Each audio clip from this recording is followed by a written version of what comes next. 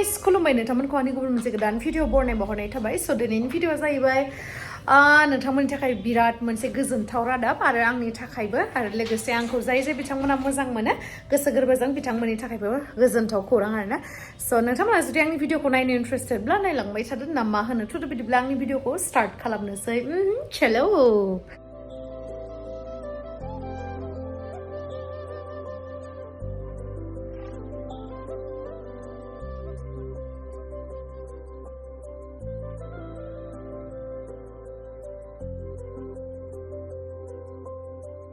तो गाइस गोजोनथाव खौराङानो जाहैबाय नोंथांमोनाथ' आंनि सिगांनिफ्रायनो नुगासिनो जिडि बिउटि वर्ल्ड आं सेलन खेवगोन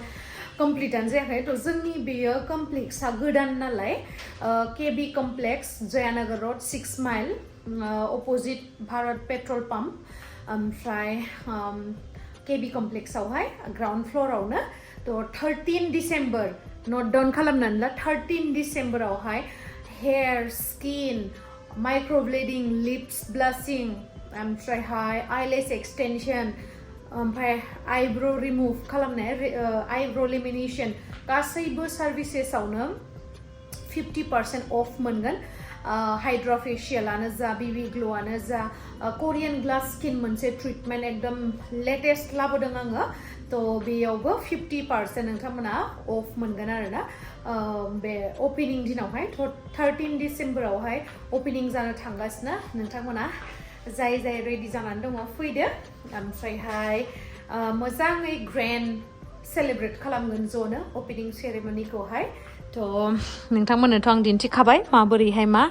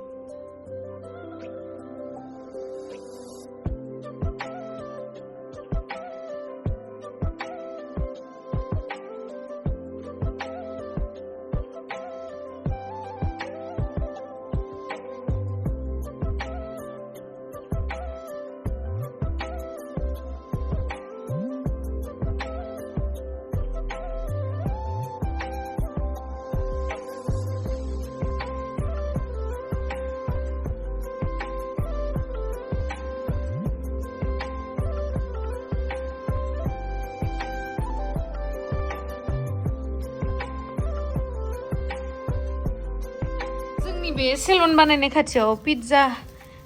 किउटथार पिज्जा फानो आरोना बिराद टेस्टिनो किन्तु थ' नोंथांमोना मोजां सार्भिसेस खालामोबा नैबेनि पिज्जाखौ मोनजागोन आरोना सार्भिसेस बुरजा सार्भिसेस लायोबा होमबानाबो मोनजागोन नायनो र' पकेट पिज्जा जाना नायनोसै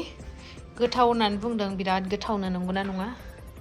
जोंहा सेलुनावहाय फुरा आनैयाबो बेरायफैदो आरोना गोदान आयो आनैयाबो बेरायफैदो आरोना दखाना बोरै जादों होननानै नायफैदों आरो माबोरै मोनखो फैब्रा खाथियाव दखानखौ माबोरै मोनखो आनैया जोंहा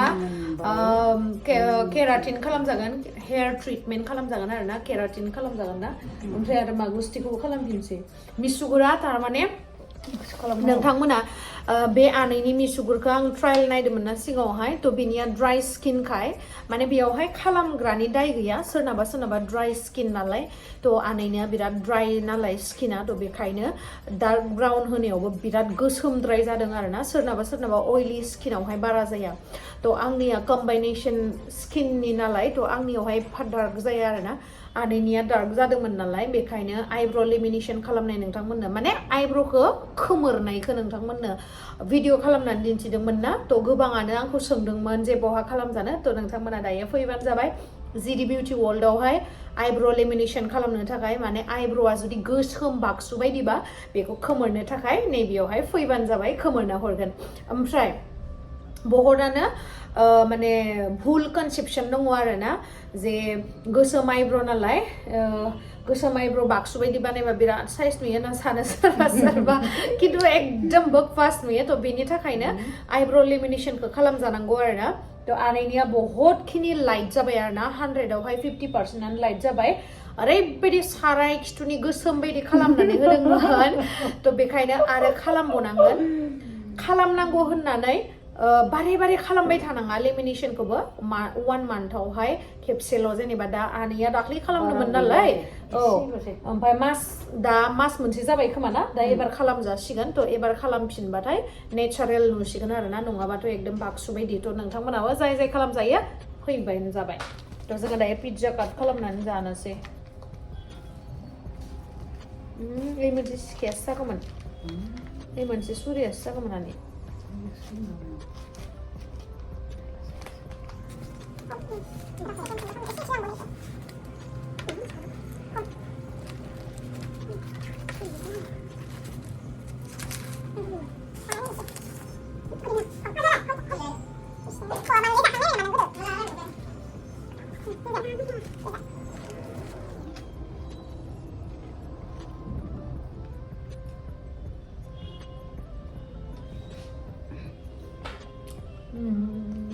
Chicano.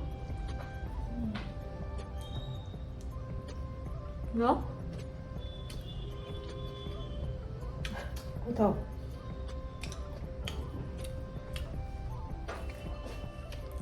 Này, नोंथांमोना गोबाङानो सानो जे मा जाखो होननानै नै दाबो जोंना लिफ्टखौनो खालामनाङाखै बिल्डारा ओरैबायदि गाज्रि ओमफ्राय नै बिथिंबो कनस्ट्राक्शनसो सोलिगासिनो आरो ना बिथिंबो कनस्ट्राक्शनसो सोलिगासिनो नै खामानि मावगासिनो बेयावहा पुरा खामानि मावगासिनो जोबाखै नै पुरा खाथिखा नै ओइयो 6 माइलनि पेट्रल पाम्प जयनगर ओमफ्राय बाजै हटेला फैमोनलाय बाजै हटेला ओइ ससेयावहा ओमफ्राय नैबे पेट्रल पाम्पनि अपोजिट साइडआव अपोजिट साइडआव नोंथांमोना लिरनाय नुगोन नै जिडि बिउटि वर्ल्ड जि जाम जादों नै नायलाय साफा खालामनाङाखै दाबो नै जिडि बिउटि वर्ल्ड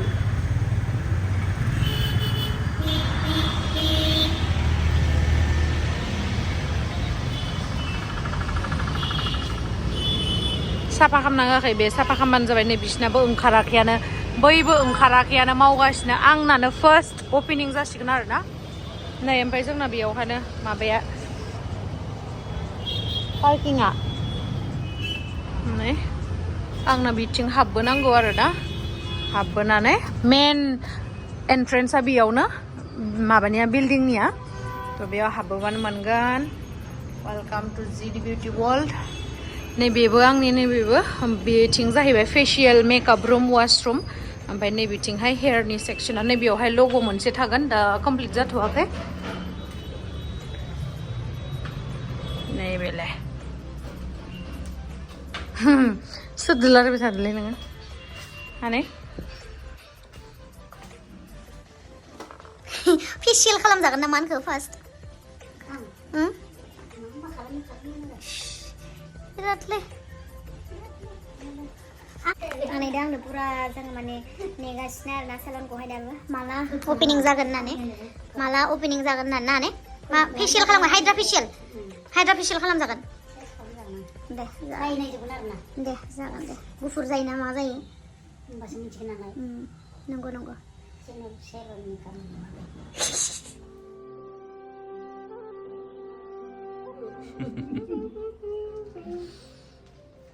नै फार्स्ट टाइम आं मा होनो सैमाखौ बिदि आंखौ नायबाय माबाखौ मा होनो सैमा होननानै सैमा होनबा दा पेट लाभारफोरा हामो मोनसिगोन दा मा होनो डगि नै फार्स्ट टाइम आं डगिखौ बिदि लादों नङाबा आं सैथारा फार्स्ट टाइम बे आंनि गोसोखौ बुरखायनानै लाहोनो हादों आरो ना ओरैबायदि किउटथार आङो दा गिबा गारनासो आंबो सनायखौ लानो जि मानसि लानो मानसि मोजां जि मोजां मा होनोबा बेखौ मानो लाजिदो हा सना जि माबाथार रेसिगोथार जोङो सेलुननि नै बिबार बानायगासिनो आरो ना डेक'रेसन आयौ माबा भिडिअ लाग्राखादो आंखौबो मानो लाजिदो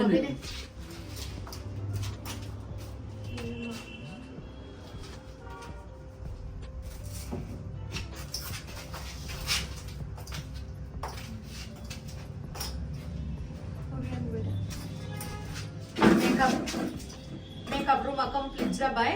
आरोबाव खेबसे आं नोंथांमोननो गोसोखांहोनानै होनि 13 डिसेम्बरावहाय जिडि beauty world इउनिसेक्स सेलननि grand opening ceremony दङ बेयावहाय 50% अफ मोनगोन एभ्रि सार्भिसेसावहाय थ' बयबो फैगोनखौ आं आसा खालामबाय सोर सोर फैगोन कमेन्ट सेक्सनाव खिथाहरनो दाबाव